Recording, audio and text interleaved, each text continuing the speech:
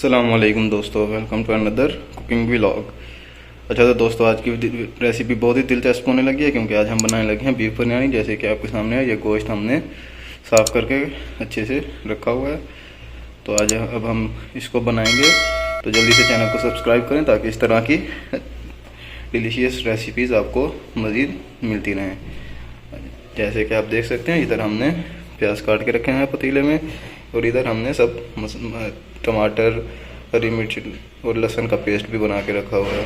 چلیں تو اب اس کو ہم بناتے ہیں۔ پہلے ہم اس میں پیاز جو رکھا ہوا ہے، اس میں سارا گوشت ایک ساتھ ہی ڈال دیں گے۔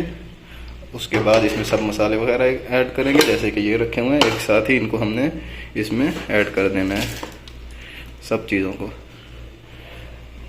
کیونکہ ہم پتیلے میں بنا رہے ہیں، پریشر میں بھی بناتے ہیں تو سب چیزیں ایک ساتھ ہی ایڈ کرتے ہیں۔ ایسے ہی اب ہم اس میں بھی سب چیزیں ایک ساتھ ایڈ کر دیں گے۔ ساتھ میں ہم اس میں اپنے مسالے وغیرہ ایڈ کر دیں گے۔ تقریباً 1.5 چمچ یہ ہم کری پاؤڈر ڈالیں گے۔ اس کے بعد تھوڑی سی لال مرچ، یہ ہلدی، زیرہ پاؤڈر آدھا چمچ دھنیا کا پاؤڈر، اس کے بعد یہ ہے ایک تھوڑا سا یہ ڈال کے، اس کے بعد نمک بھی اس میں ہم ساتھ کے ساتھ ہی ایڈ کر دیں گے۔ یہ تقریباً ہم 1.5 چمچ اس میں نمک ڈالیں گے۔ اس کے بعد باقی بعد میں ہم دیکھ لیں گے، اگر ضرورت ہوگی تو ایڈ کر دیں گے۔ اور یہ کچھ گرم مسالے ہیں، یہ بھی اس میں ایڈ کر دیں گے۔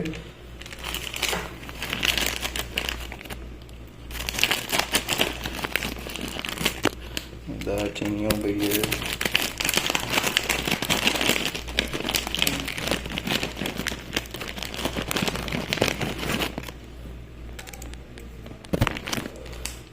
یہ بالکل معمولی سا ہم اس میں تیل ڈال دیں گے، زیادہ نہیں ڈالیں گے، تیل ڈالیں گے ہم بھوننے کے ٹائم پہ جب یہ بریانی کا قورمہ تیار ہونے والا ہوگا۔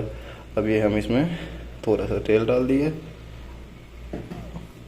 چلے تو اس کو مکس کرتے ہیں اور اس میں پانی ایڈ کریں گے، اس کے بعد اس کو پکنے کے لیے رکھ دیں گے۔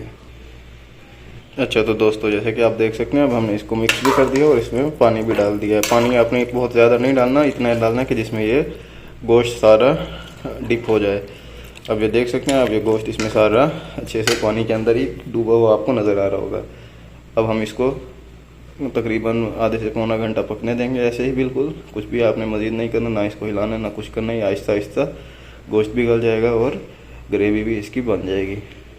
چلیں تو کچھ دیر اس کو پکاتے ہیں اور پھر آپ کو ساتھ کے ساتھ دکھاتے جائیں گے، کچھ دیر بعد کنٹینیو کرتے ہیں۔ اچھا تو ویورز، اب یہ آپ دیکھ سکتے ہیں، یہ ہمارا گوشت گل گیا ہے اور اس میں پانی آپ ہلکا سا دیکھ سکتے ہیں۔ اس کو اب ہم لگائیں گے وہ اس کو بھون لیں گے تیل ڈال کے، بلکہ تیل کی بجائے ابھی ہمارے پاس تھوڑا سا ہے یہ دیسی گھی، یہ ہم صرف اسی کے لیے ہی لے کے آئے ہیں، اس کو تڑکا لگانے کے لیے۔ تو تڑکا لگائیں گے، اور ساتھ ہی ہم نے اپنے چاول بھی ڈال دیے ہیں کہ یہ بھی ساتھ کے ساتھ ہی تیار ہو جائیں۔ اس میں ہم نے چاولوں میں تھوڑا سا پودینہ اور دھنیا اور باقی تھوڑے سے گرم مسالے اور یہ لیموں وغیرہ ایڈ کر دیں، ان کی خوشبو اچھی لگتی ہے۔ اور ساتھ کے ساتھ ہی آپ دیکھ سکتے ہیں کہ اس میں ہم نے تھوڑے سے مٹر بھی ایڈ کیے ہیں، جیسا کہ یہ آپ دیکھ سکتے ہیں، یہ مٹر بھی ہم نے اس چاول میں ڈال دیے کہ ساتھ میں یہ بھی بوائل ہو جائیں۔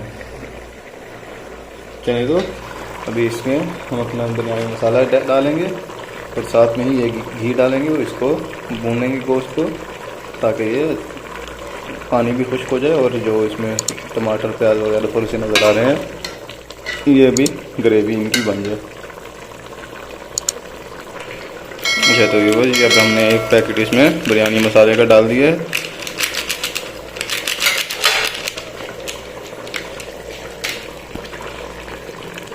اور اس کو ہم مکس کر لیں گے اس میں اچھے سے،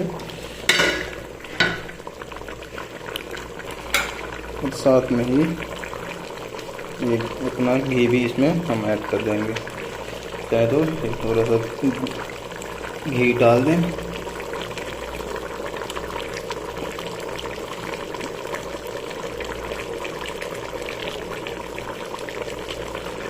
یہ دیسی گھی ہے جو ہم صرف اسی کے لیے ہی لے کے آئے تھے آج کہ آج ہم اس کا گوشت کو بھونیں گے اپنے دیسی گھی کے ساتھ. یہاں پہ سعودی میں ایسے ہی پیکنگ میں ملتے ہیں, چھوٹی ڈبی اس طرح کا سائز میں بھی مل جاتے ہیں, اتنے مقدار میں بھی. چاہے تو گوشت کو بھونتے ہیں, پھر تھوڑی دیر بعد آپ کو دکھاتے ہیں. اچھا تو ویورز جیسے کہ آپ دیکھ سکتے ہیں اب یہ ہمارا بریانی کے لیے قورمہ بن کے تیار ہو چکا ہوا ہے بیف کا. تو اب ہم اس کو رکھ دیں گے, اپنے ویٹ کریں گے اپنے چاولوں کے تیار ہونے کا. ادھر آپ دیکھ سکتے ہیں کہ پانی ابلنا شروع ہو گیا. تو اب یہ آہستہ آہستہ چاول بھی پانی اٹھا لیں گے. جیسے ہی چاول یہ گل جائیں گے پھر اس میں سے ہم پانی نکال دیں گے. تو ادھر اب ہم اس کے نیچے آگ بند کر دیں گے. اب یہ بالکل ہی بن کے تیار ہو چکے, گوشت بھی اچھے سے گل گیا اور دیکھ سکتے ہیں آپ بھوننے کے بعد ماشاءاللہ کیسے اچھی شکل نکل کے اس کے سامنے آ گئی ہے. اور اس میں ٹماٹر اور جو پیاز نظر آ رہے تھے پہلے وہ بھی ابھی ان کی بھی اچھے سے گریوی تیار ہو گئی ہے. چلیں تو دوستو کچھ دیر کے بعد جیسے ہی چاول تیار ہو جاتے ہیں تو کنٹینیو کرتے ہیں. تہہ لگانے سے پہلے آپ کو دکھائیں گے کہ ہم اس کو کس طرح سے تہہ لگائیں گے. چلیں تو ملتے ہیں کچھ دیر میں.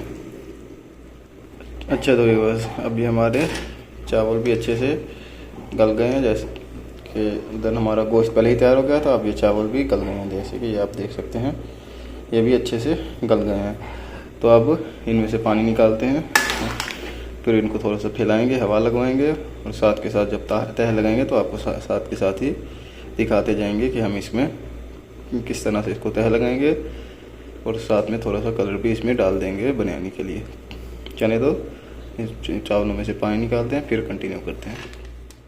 اچھا تو ویورز جیسے کہ آپ دیکھ سکتے ہیں اب ہم نے چاولوں کا پانی نکال دیا. اب ہم ان کو پھیلائیں گے اندر, تھوڑی سی ہوا لگوائیں گے, اس کے بعد تہہ لگائیں گے. چلیں تو کچھ دیر بعد پھر کنٹینیو کرتے ہیں, آپ کو دکھاتے ہیں ساتھ کے ساتھ.